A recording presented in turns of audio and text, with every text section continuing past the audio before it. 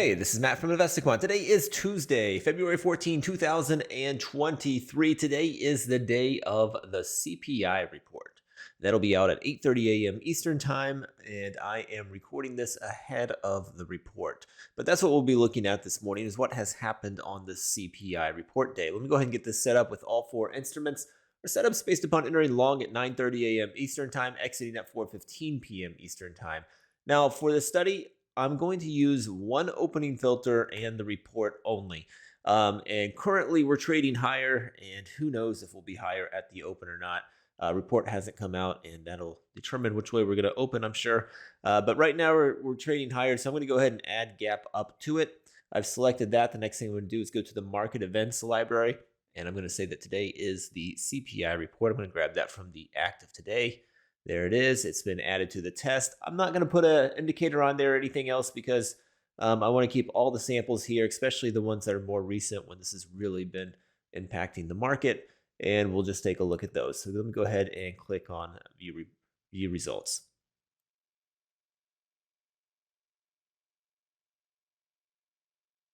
And here we go. These are the results based upon entering the market long at 9:30 a.m. Eastern Time, exiting at 4:15 p.m. Eastern Time when you are gapping up on the day of the CPI report.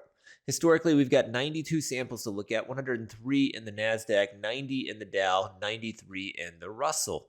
If we look at the win rate on these, S&P coming in at 59%, closing above the opening print for the day. The NASDAQ 56%, the Dow 59%, the Russell 51%. If you look at the average moves, you'll see the average loss larger than the average win in the S&P. That's also the case here in the NASDAQ. That's the case in the Dow and the Russell. So all four of them have larger average losses compared to their average wins, while three of the four have win rates that are favored above 55%.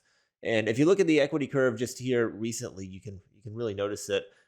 Since 2020 or so, the equity curves have been down significantly. The win rates on those, not necessarily all that bad. It's just a matter of bigger average moves to the downside. You can see these average losses here in the different look back periods quite a bit larger than the average wins. So that's really been exaggerated here recently, with the bigger moves being on the downside historically on this CPI report day. So win rates not necessarily bearish, but the bigger moves have more often been on the downside. Hopefully you found that helpful. Good luck today. We will see you next time.